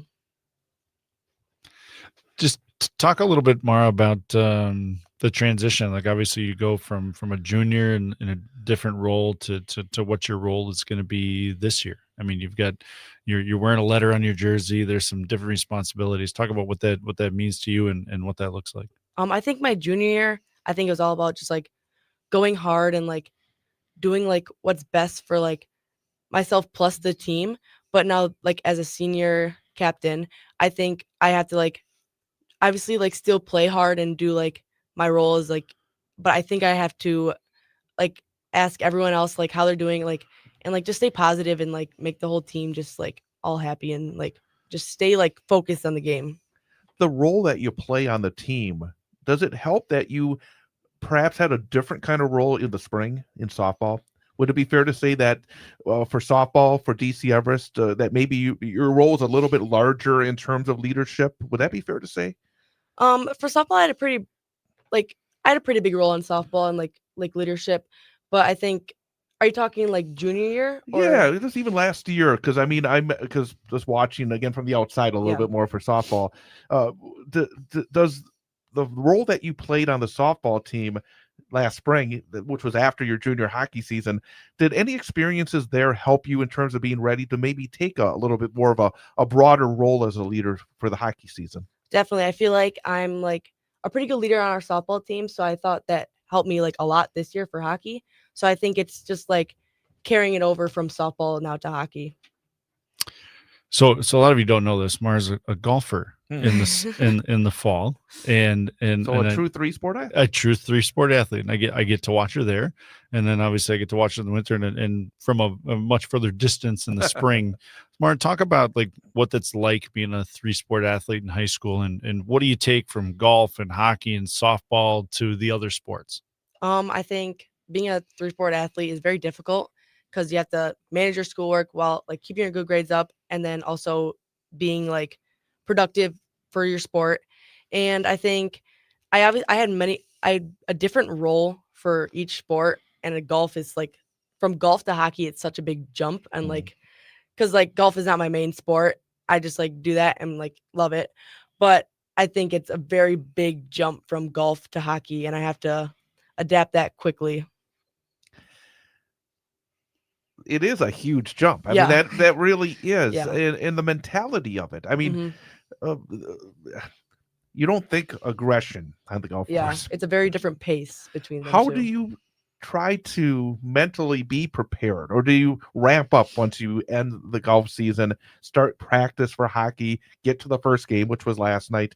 How do you try to to change that switch mentally? Because again, I think different tools are used in each of these sports, and especially like between fall and winter. I think I get ready the same. Like I need to like have high energy and like just have fun to like be like locked in on the game. And I think that like helped me out. Like I need to have fun for every sport. So I think that'll Mhm. help me through obviously golf ended and now hockey and then softball. So I think just like having fun with my team is just a big part of it. And like it makes me like stay focused. Let me jump in and ask, did you say that golf is your number one sport? No, golf. Oh, No. the softball is your number one sport. Softball's my I'm number actually, one. I shouldn't be using terms like that anyways. That's terrible. But how good of a golfer are you? Is it because I'll say this, and BJ being new in the winter, so often we'll have a student athlete who's a 3-sport athlete, and often with the boys, golf is in the spring, and they'll go through a football season and then a hockey or basketball season. It's almost like it's a chance to take a deep breath in a sense, be Yeah. outside and have maybe the intensity be a little bit lower. What do you look at golf in terms of your athletic palette? How good of a golfer are you? So this year was one of my best years, or like, because I joined my sophomore year, and I'd say this year was definitely my best one. I got honorable mention for all conference. So, and that was surprising to me because I don't really practice a lot of golf besides like practice every day. So I think that me getting honorable mention was a surprise, but I think I did pretty good this year. So yeah, I shot my best this year. So It's fun watching Mara golf because I just come up on a hole and there's Mara. Hey Mara, how are you? And we chat a little bit, and it's fun to watch you compete outside because softball's like obviously your sport. You're going to continue on and play at the collegiate level there, and obviously I've gotten to watch you skate since you were 10 years old and get to watch your career here, and it's been really fun to watch you play golf because I think your personality really comes out in golf because you want to be competitive, but you understand, how much fun it can be, and you seem to really enjoy it. And quite honestly, Chad, the girls' golf season, they get the best weather to golf in. I mean, they had absolutely great fall weather to play golf in. But we're going to talk a little bit about like as you transition like through this season, and then obviously how nice it is to have your decision for next year in the books already, and what you're going to do, and share with people what you are going to do next year. So next year I'm gonna go to UW Parkside to continue my softball career, and it feels very good to already have that figured out because like all the pressure's off of me to like obviously I still have to do good, but like I'm not like showing out for like other coaches, but it's just like a relief of like there's a bunch of like weight off my shoulders that I'm just excited for next chapter. Let me ask you something about softball. You had a great pitcher in Addison Cluck. Yeah. How often did you step into the box against her in practice? Did you get a lot of reps against somebody like Addison Cluck? And does having somebody like that on your team help you and your teammates become better softball players? We didn't face her very much because, I don't know some of the intricacies there. Yeah, we did it a couple times, but it definitely helps. Like you're stepping into the box and you got to know like what pitch you're gonna get or like what pitch you're looking for. Because like obviously at the state tournament, they're all great pitchers, Right. and you just gotta go up there and like know your pitch you're looking for and take that one and drive it. What position do you play in softball? I play third base. What do you consider the best thing that you do on the diamond? What is you in terms of offense, defense? What is your calling card that got Parkside interested? I would say probably my offense. I had a pretty high batting average last season and the year before, but I'd say I also do pretty good at defense because, well, for Everest because our Addie's so good, we didn't get, Right. we didn't get so much defense, but like when we did, I think I did pretty good. And yeah, I think for our summer league, I play for Fire Pro. I think I did pretty good. For Fire Pro, I play first base. So I think just seeing me around the field also helped me with committing to Parkside. And she liked that I could play anywhere. I also catch sometimes. Versatility. Yeah. do you plan it like this was always fun? Like the recruiting process is stressful, I think, Mhm. for student athletes. And I don't think people understand there's a lot of stress. While it's fun to be wanted and it's fun to go to these showcases and showcase your talent, there's a lot of stress with it. Does your Parkside coach have any, thoughts of coming to watch you compete in different environments? Because, whether obviously they're not going to come watch you play golf, but do they Yeah. plan on coming to watch you play hockey, or maybe when you're down, when we play at U School and some of that stuff, to come watch you compete there? I don't know. They got a pretty busy. Well, fall just ended, so that now they're all like hardcore training, but they're pretty far away. So we might see them when we're down by Milwaukee. So I'll have to like obviously text her and say like, hey, my games are here. So I don't know because they train like a lot. So I don't know if they have any free time, but I'll definitely be texting her and seeing if she wants to come and watch. And yeah. Again, we're talking to Mara Meverden from the Central Wisconsin Storm and DC Everest Softball and DC Everest Golf, as I've learned here this evening, here on the Big High School Sports Show on 98.9 WXCO. We'll get back to talking a bit about the upcoming winter and spring seasons, but you talked about not having a lot of time for some of the coaches and the like at Parkside. Often with the multi-sport athletes, time management is such a big factor. What do you like to do when you have a little bit of time to kind of get away from it, when you're not playing either varsity athletics, or as you said, you got your travel teams and the like? What do you like to do to get away from it? I love hanging out with my friends, just like doing some random activities, like going to an escape room and just like being with them, even though those people are also on like my sports teams. So I just like to hang out with them outside of the sport and just like not worrying about like, oh, we have to like go practice this, but just like hanging out with them, seeing what they're like and getting to know them even more. Real fast, you talk about your friends and being from your teams. Do you have a different group of friends, say from your different sports, that you hang out with, or they tend to be the same kind of group? I'd say I have a different group of friends because Storm is obviously a co-op. So I like talk to everyone. And for Everest softball, it's only Everest. So I definitely have a different group of friends for like each sport. And I don't know, it's kind of nice, but also like not nice at the same time because you can like, if you're like, you want to just hang out with someone else, you can go to that. But then it's also nice because, or it's not nice because then you won't see like everyone every single day. Right. And it's kind of sad. So Chad, Mara's sister Kelsey plays college softball as well. Have you had a chance to go watch Kelsey this fall, and what was that like, being able to watch your sister play? Yeah, I watched her a couple times. She actually played UW-Madison, and they did pretty well. And it's very nice to see her because, like, obviously she's at college and like she's away. So it was nice to like catch up with her after the games too, and just seeing her like play softball and doing what she loves is very cool. Let's talk about academics, because you're going to college. Do you have any line of study that you're thinking about focusing on, or are you going in open to start off college? I'm pretty sure I want to go into elementary education because I love working with like little kids and just helping them out. Very good. Do you have a favorite teacher at DC Everest? The high school or like Yeah, just right. Well, you can make it. You can answer it any way you want. It could be a historic favorite teacher or somebody that you're dealing with at the high school level. definitely I love my math teacher, Mrs. Geyer. She like helped me out through like everything. Like I was going through like a little hard time a week before and she was like there for me. So, and she's also helping me keep my grades up, and like she's a very good teacher, very good at explaining things, and it helps the student athletes because those kids like have a hard time like staying focused because they're like, oh, I want to go like play some sports.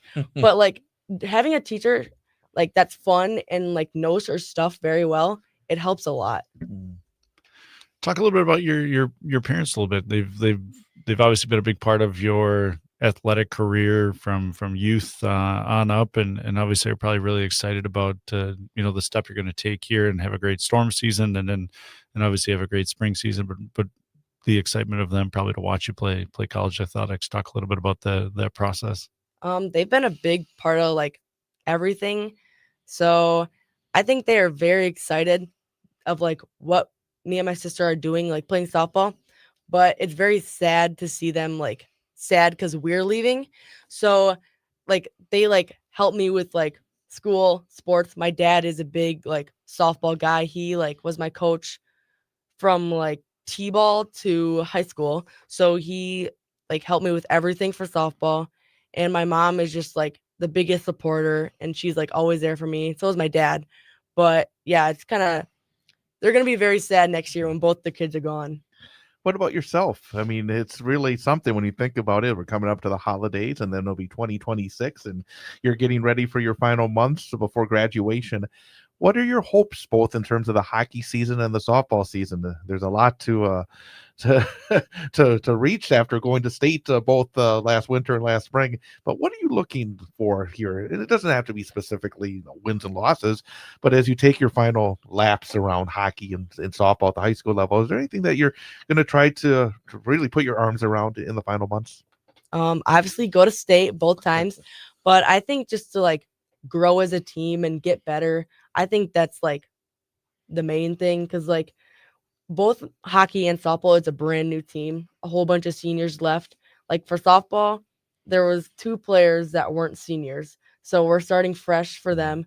And I think just growing and knowing each other better and just having like so many memories coming along with these sports. I think that's what I'm looking forward to most.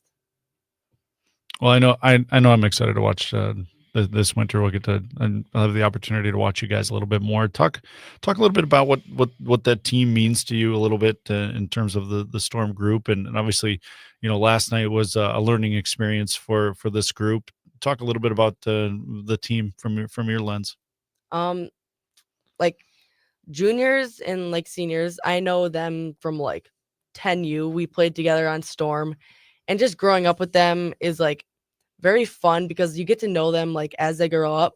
And I just don't want the season to end because like they're like some of my best friends, and I just don't want to because like we used to go from hanging out like every single day, and now we won't ever like see each other again. So I just don't want the season to end. And then yeah, we make so many good memories like on the bus rides at like overnights, and yeah.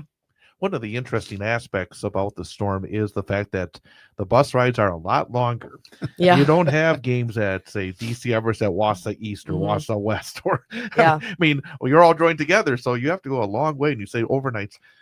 How is that different? I mean, does it really make you closer to the people that you hang around with? Because frankly, when you think about the number of hours you're on a bus during the course of the winter sports season, that's got to be quite a bit, and then at hotels and everything else.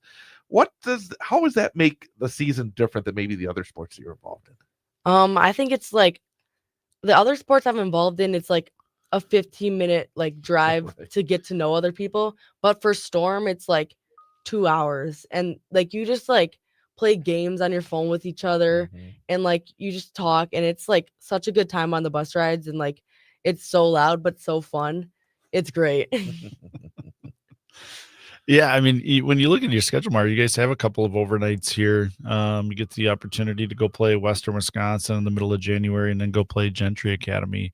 It's really fun to watch you guys bond throughout the year. I mean, you watch the group get tighter and tighter and tighter, and they just it's been really fun to watch this group because I've been able to see them since they were 9 years old for starting Storm hockey all the way to this point, and I know it's gonna be fun to watch you guys. And I guess one final question I have before we ask our final question is that it's been a long time since I've been to the state softball tournament. I was there a few times broadcasting.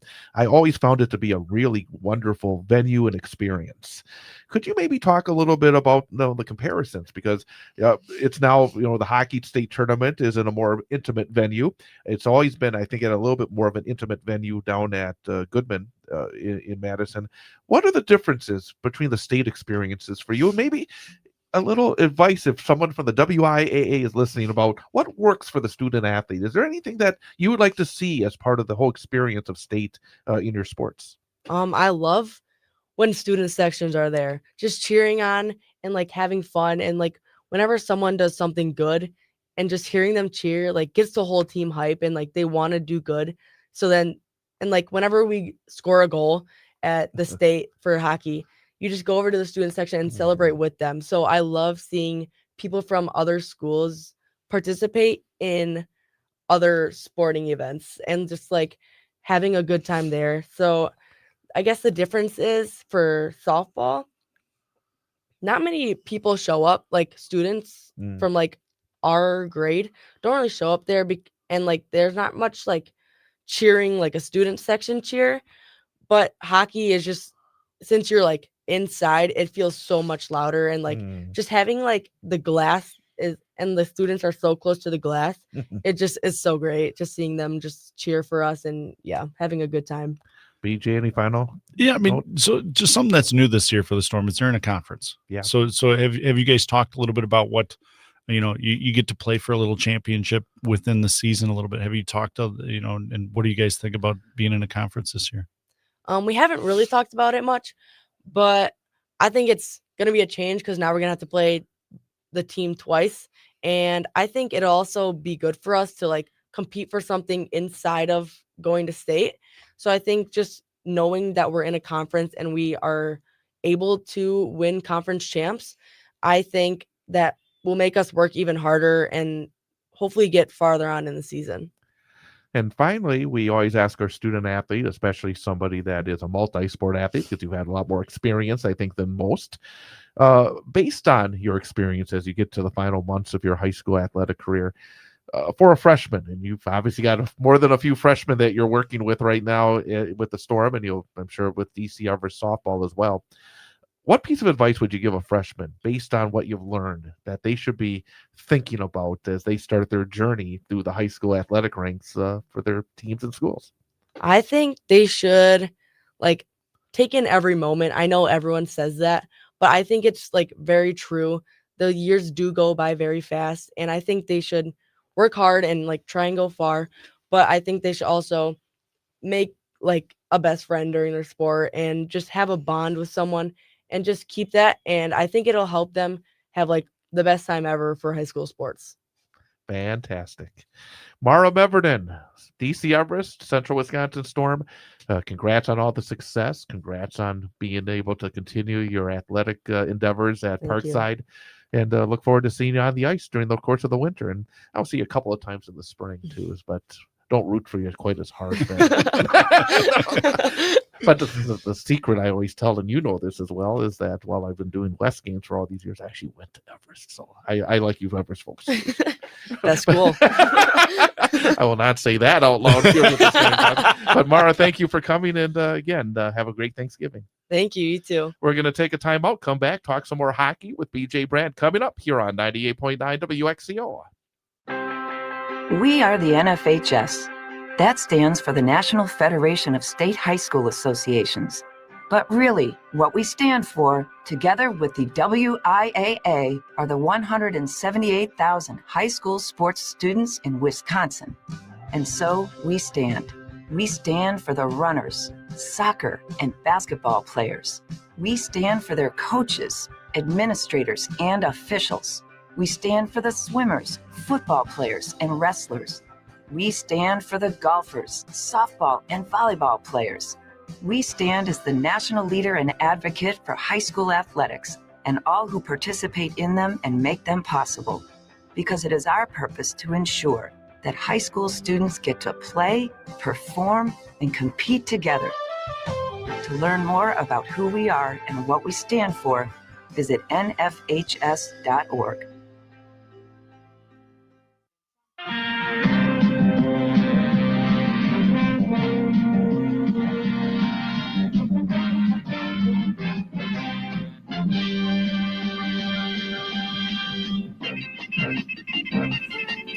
And welcome back. It is the Big High School Sports Show on 98.9 WXCO, WXCO.FM, mobile devices, and Alexa by searching WXCO, Civic Media app, and on YouTube as well. With BJ Brandt, I am Chad Holmes, and you were just saying that I think for both our guests, we got some good high bars to clear because of really good stuff, I think, from both Coach Jeff Gress and for Mara Meverden. And really, I mean, really interesting to be able to sit down for long form. Again, I'm just so happy to be able to provide a chance to really kind of, learn a little bit behind everything that we see, whether it's on the ice or the court or the field or wherever it may be. Well, I think what, people that are listening, I think they get a little window into what goes into coaching, above and beyond just what they get to see on a for basketball Tuesday, Friday, Saturday night, or and kind of behind hockey is a little bit different because you don't have as much intimacy as a fan watching because there's the glass and you're behind. You don't get. It's not like basketball. You're in a basketball gym on a Tuesday and a Friday night. You're close. You get to see everything, get to hear everything, and it's just a little bit different. So it's great to get a little window into tomorrow's experience and all of the things that go into being a high school athlete. Because as you're an adult and you think about what your high school experience was about, it's totally there's a lot the same, but there's a lot different for these kids right now. Let's talk about the Storm, because we both had a chance to see them last night. We had the game right here on 98.9 WXCO. It was the season opener, Lakeshore Lightning and the Storm. Lakeshore 2, Storm 1. Number one, this Lakeshore program is a good program. They won 17 games a year ago. They won their first game 4-0. They had already played.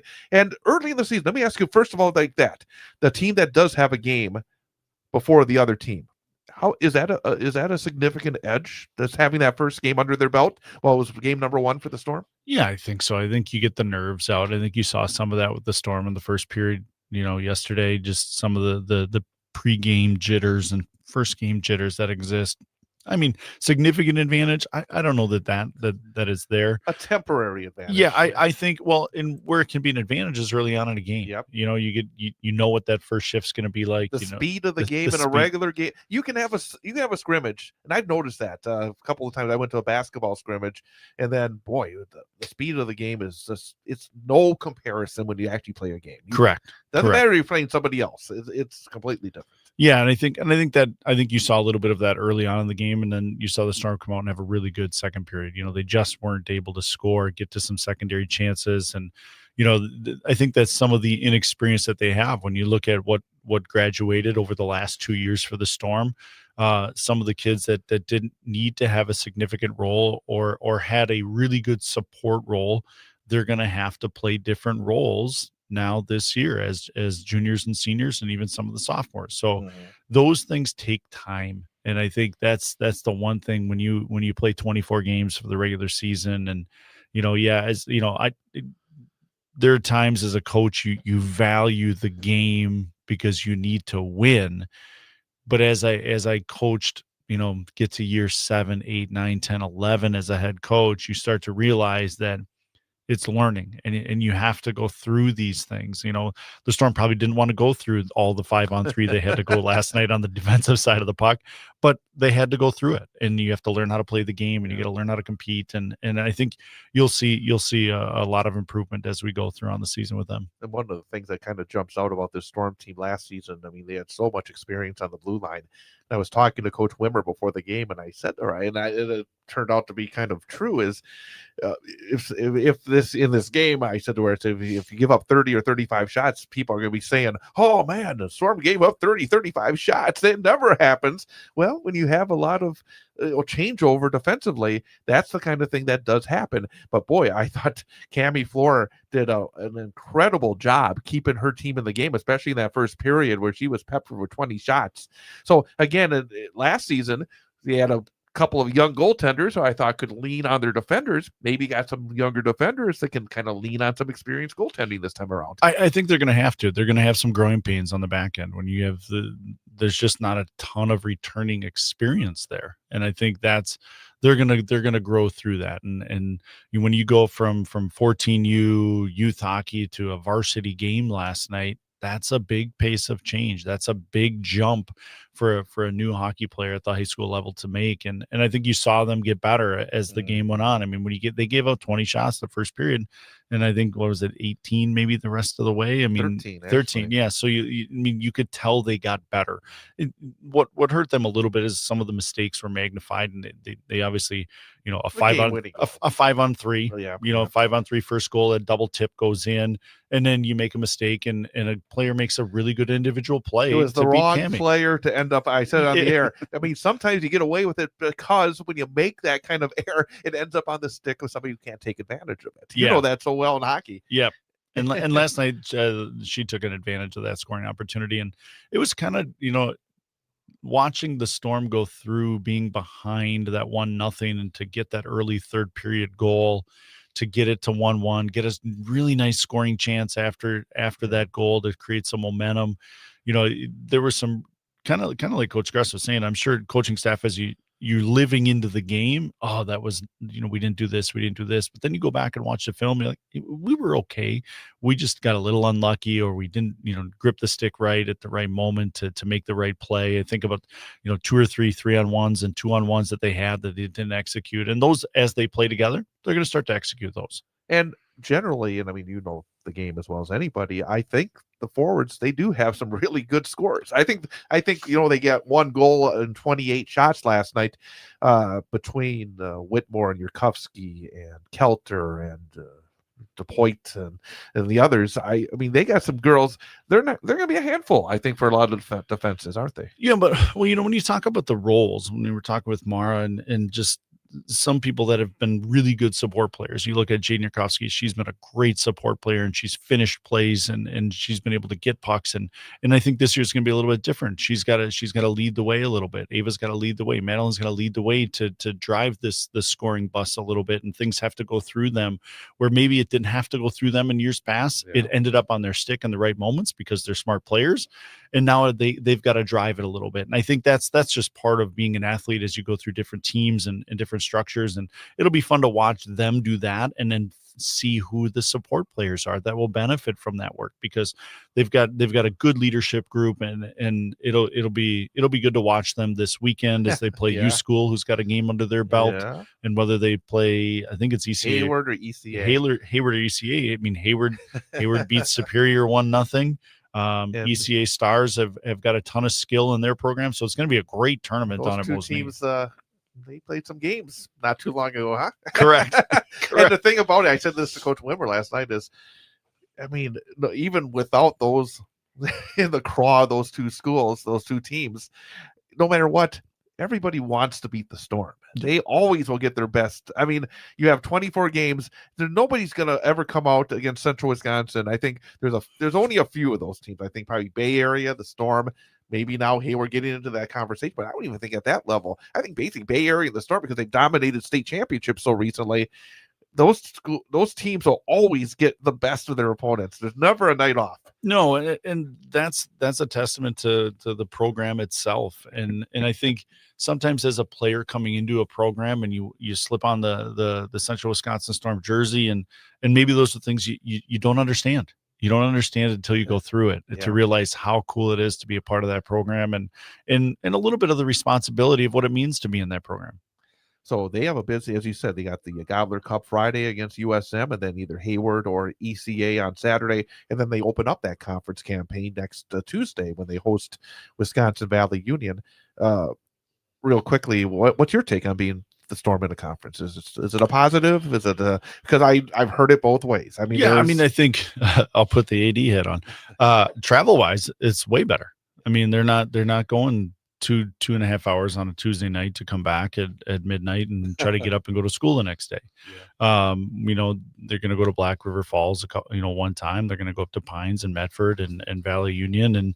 And those are just much shorter trips for them, which I think frees up a little bit of what their weekend schedule can look like. I mean, during the week, you're going to be in town, what that looks like. And, from the competition side, I think that's yet to be seen. I mean, I think everybody's worried about the competition within a conference, but I think you have to go through that and what happens beyond that. I think girls hockey has a lot more things to worry about in general above and beyond the conferences. I think there's some bigger picture things they got to worry about. And final note on that is I would hope that maybe some of these teams in this conference, they will lift their programs because they have to against teams like Central Wisconsin. I think Black River Falls is expected to be pretty good as well. Yep. But I mean, we saw Wisconsin Valley Union from time to time be able to step up. But Northern Pines in the past has obviously been there, but they've had some struggles. But the hope is that maybe get those teams into a conference and you lift everybody up, because that's one thing I think the girls hockey does need a little bit. They need that floor to be lifted just a little bit. Yeah, and I think, I mean, girls hockey is so much, just like boys, like the youth programs and what you're doing at the youth, and all of those teams in the conference have their own youth program, and they're starting to develop depth and have multiple teams at certain age levels. And I think you're going to see that rise just over the next 3 to 5 years within girls hockey, as long as they all choose to play high school. And Right. I think, having, I think you're right. I mean, it creates a little bit of a rivalry. You're going to play Valley Union twice. You're not going to play them twice just because you scheduled them. You're going to play them twice to be in a conference. And maybe that second time you play them, or second time you play somebody, it's for the conference championship. Right. So it adds a little bit of emotion and structure to your season. The whole season was always leading to the playoffs. Correct. I mean, that's a long road where you're not really playing. I don't the term saying they're not playing for anything. Of course, you're playing for something. You're playing for seeding and everything else, but you're not playing for a conference, and that's not easy to have that. I mean, for a coaching staff to keep that focus sometimes, because there's always ebbs and flows during a winter sports season. That's the way it is. But having that, maybe that carrot, having that opportunity to win a conference championship, to be an all-conference performer. Yeah, they had the all-independent, but that's a little different. Yep. But I mean, maybe that is, again, there's positives and negatives, I guess. Well, I think when you look at the season structure, so they've got the Gobbler Cup right away, which is a tournament. You're trying to win the tournament, much like the boys are trying to win the Eau Claire tournament. Right. And then you have your conference schedule, and then you go to your holiday season one. So there's it's not much of a tournament anymore, but you're playing 3 games in a really good environment. The girls go down to Madison. And then from then on, it's about conference and prepping for playoffs. And if you didn't have that conference, and it'll be interesting to get Coach Wimmers and the coaching staff perspective on this, because now you have something to play for between that end of December, early February, the whole month of January. You got something to play for. It'll be totally different perspective from their view, because before it was just, all right, I got 5 weeks to get ready for the playoffs. Well, now there's going to be something to play for in there. Exactly right. Let's talk about the boys, and let's talk about what we've seen so far, because they started to play some games, and teams in the Wisconsin Valley Conference. Stevens Point, what 14 did they get? The 14-0 over Middleton. In Middleton. Doggone, Wausau West won their only state championship against Middleton. That's a program that's got, I mean, I got a little nervous there just when they told me that score. I mean, Stevens Point won. East Merrill had a 4-2 lead against Anago last night at Smith Center in Merrill, but then Anago rallied to win 6-4. Jackson Pierce had a couple of power play goals for the Blue Jacks. Alex Brittenham had 2 goals for Anago. DC Everest went up to Eagle River, and Northern Pines started the year off with a 4-0 win over DCE. Marshfield lost in overtime 4-3 against Baldwin Woodville last night. Wisconsin Rapids, first time in a long time that Pat McDonald's not behind the bench. I went to the Wisconsin Prep Hockey site to see whether or not the tradition continued, to see whether or not they had the attendance of like 58,000, but there was no report on the game. But Rapids did defeat West Salem by a score of 7-0. But so a number of the Valley teams got underway. Let's start with Stevens Point, because I mean, that was you look back the last year. I mean, it was an incredible run. They were just perfect. And then in their first playoff game, they were shocked. I mean, literally. I mean, you talk about shockers. That was a shock. They lost to Chippewa Falls, and now they come back. And I can only imagine that those kids that were involved last season, there's got to be a little chip on that shoulder to start all over again, and to come out there and just roll up a couple of touchdowns last night. Yeah, I mean, I think, thinking now I can think outside the box a little bit here in my commentary. Yeah. Watching Spash go through what they went through last year and being perfect until they weren't. I can imagine what that offseason was like for Coach Polkamp and his staff, and the message he was given to his players, and how to prepare for the regular season, but then ultimately try to prepare for the postseason. And obviously, I get to watch them scrimmage a few teams over the last week Friday they were over in Neenah scrimmaging, the new Bay Area co-op, Neenah and Wausau West. So I get to watch them, and they certainly haven't lost a step. They're reloading from what they had a year ago, and you'd probably argue they don't have as much depth, but they got a lot of depth back there, and from their goaltending out to their defensemen to their forwards, I think you're going to see a team that's pretty high powered offensively. It'll be fun to watch their season as they progress, because you're right. They're coming into the season with a chip on their shoulder, because they were clearly the best team in the state last year in the regular season and just had a bad time to have a bad game. And credit to Chippewa Falls for having a good game when they needed to have one. East Merrill United, new head coach Brian Bednarchik, sort of I would say an unknown quality. First time head coach at this level. It's been, I'm going to say, again, I don't know everything going on, but there's been rumbles about, the whole co-op and how strong it's been. It's been thought maybe it'd be changed up in some way, but it's still going on. What do you know about EMU? Do you have a sense on where they stand right now as a program, what to expect this year? Well, I mean, first-year head coach, Brian Bednarchik, he's a guy that's played the game at a high level. He played for Team Wisconsin as a kid and went the junior route and has obviously been a big fixture in the adult hockey world and had success there. For him to jump in, I'm sure there's going to be a ton of learning for him and probably a lot of excitement for the kids. There's a new coach. Anytime there's a change, there's a lot of excitement within the program. And I think, he certainly will have his challenges to go on throughout the season, but, he's got some good goal scoring coming back in Jackson Pierce. He's somebody that was able to put up goals last year. He's probably got to carry the mail a little bit more this year than he did last year, but certainly in the first game, he was able to be a part of a lot of scoring there for them. And, I think it'll be interesting to watch them as they go, because they've obviously got to go through the Valley schedule and some of the non-conference stuff. But Brian's going to do a really good job. He's a good hockey mind. He understands the game, and he'll probably have a lot of fun doing it. And Wausau East plays in a tournament this weekend in Tomah. They take on Tomah Sparta on Friday, and then they will take on Black River Falls on Saturday. Real quickly, for them, that's got to be a good bonding experience early. You know this as you go to Eau Claire every year, but for EMU, and then of course, I think that nightmare trip that I guess they're probably happy to get it out of the way next Tuesday, the conference opener at Stevens Point. But I'm talking about this weekend for them to build this program with a new coach and some new players. It's probably a good way to go to have this little road trip this weekend. Yeah, I mean, when you get together and there's probably some things Coach Bednarchik and his staff will learn as you're overnight with a bunch of high school boys, but they'll have a great time. I mean, the hockey is obviously important, but the team time together, the hotel chats, the bus rides, all those things are the things that the kids really remember, and I'm sure that's a big part of what they'll do over the Friday, Saturday after Thanksgiving. Let's talk about Wausau West. You said it, you saw them, but they were over there in Neenah for the scrimmage against some pretty good programs last weekend. They start off this weekend at the Eau Claire Memorial Tournament. They take on Notre Dame Academy on Friday, then either Superior or ECM on Saturday.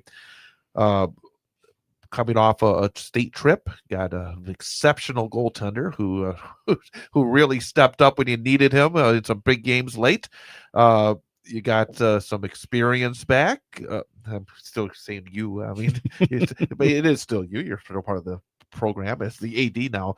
But what did you see Friday? What do you expect from the Warriors? And again, it is an adjustment to have a new head coach, because for Coach Travis Brown, it is a different role. He's been your right-hand man, an outstanding coach for so many years.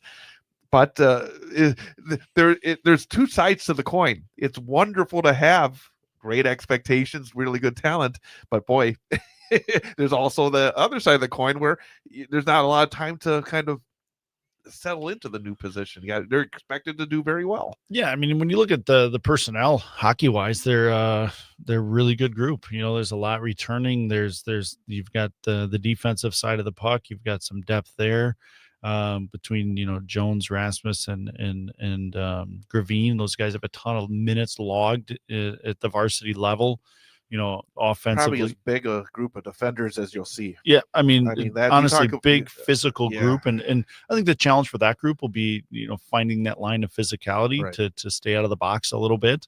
And then you look on the offensive side of it, you got their entire top line from a year ago back, and Pergalski, Krass, and DePoit, and Hendricks, Damrose, and Tyler Wendell is going to lead, and Xander DeBile. Those guys, you get a whole senior line as your second line, and that's important. I mean, those guys have a ton of experience in big games and big moments, and especially early on, I think Coach Brown will lean on that because they've been through a lot. They've been through a lot at the varsity level. They've been, through tough games, through tough moments, and I think they all understand what they need to do. I think as they've grown up, they're continuing to mature and bond together with the new guys they're wearing the jerseys next to them and being good leaders. I think, Trav and I have had a lot of conversations, and he's got a really good coaching staff. He was able to add in a couple Warrior alum, Jake Bailey and Jacob Zabula, as guys coming back to help the program. So, like, from my perspective, I think it's awesome that when you can bring some alumni back, Right. and you've got Jed Wykes and Dane Hagedorn and Sam Wiegert as guys that'll certainly help Coach Brown, because it is a different role. It's a different lens for him to look through. It's a different set of responsibilities.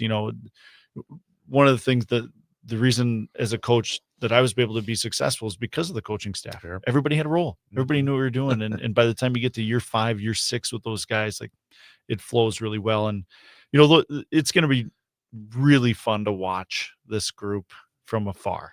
Let me ask you, because I get goosebumps thinking about it, but it's not very long. It's less than 2 weeks. Weston Bash at KB Willett. I mean, it's so early. I mean, but it's such a massive game every single year when you go to KB Willett take on Stevens Point. As you look here as the start of the year, how do you see these two teams comparing? Because they're both, I think, pretty loaded. Both these teams are completely loaded. I think, that game, they scrimmaged each other on Friday, and it was fun to watch the kids compete against each other. And as a coach, you're playing your cards right. You're not showing what you want. It's bland scrimmage mentality. December to the 9th is coming quick, and it'll that's going to be a massive game. I really think it's going to be a really important high school hockey game in our state. I think when you look at the top teams in the state, and we've gone to a ranking of 6 for some reason, but I think those guys are certainly going to be in the top 6 here early on, and it's going to be a massive game. There's a lot of implications in it, but the reality is it's a game of December 9th. And when you want to play your best hockey in February, you can't put a ton of weight on it, but these guys know. They know what this game means from the conference. One of the goals is to win a conference. I mean, I think Smash has won 5 in a row. Yeah. And I think, and I know how important for these kids, because we taught during the fall when they beat Stevens Point on the football field. It hasn't happened. I remember last year when the boys basketball team won at Stevens Point. Yep. It was huge because it doesn't happen that much, because Stevens Point, for whatever reason, obviously it's a big school with a lot of athletic talent, but boy, I mean, I know that for those guys, that especially the football guys who are now playing hockey, they want to do it again. It means a lot to them. I think it means a lot to the coaches too, and it'll be certainly a highly watched game in early December here, and that for West that vaults them into the one of the check boxes in the season, because then on Thursday they've got they start the Marathon Cup. Yeah, so you think from Tuesday to Tuesday you've got 4 games, Spash plus Marathon Cup. There's a lot of emotion in that week, and that'll be interesting to watch those guys go through it. It's really real quickly. It's really interesting how it just goes right from 0 to 100 for hockey, because then you talk about later in the month, you have there's always I don't have it in front of me right now. I should get it in front of me, but there's always some interesting games before Christmas, and then of course between Christmas and New Year's you head over to Green Bay for those 3 massive games against always fantastic programs with the showdown in Titletown. So I mean, it is just amazing how quickly. I mean, Edgewood, go on the road to Edgewood on December 20th and then go to Green Bay. I mean, the first month of the season is a season in itself, isn't it? It is. I mean, I think Madison Edgewood will be a preseason number 1 based on what they have coming back. And they're a really good team. So to kind of go into the break, we'll call it a break of a few days before you go over to Green Bay and they, Chippewa Falls, they play over there. So it's sectional game that's over there, and you get to be together and some of that stuff. So it's going to be fun to watch. I'm really excited for the team. I'm excited for Coach Travis Brown and the staff. Like, it's really been fun for me to kind of sit back and just enjoy watching the kids play. I mean, from these are kids that they're the same age, birth year as one of my daughters. So I was able to watch them from learn to skate all the way to here. So I really look forward to watching them have a great season. And I am too. The only 2 games we're not doing this year are the first 2. Get them all the way.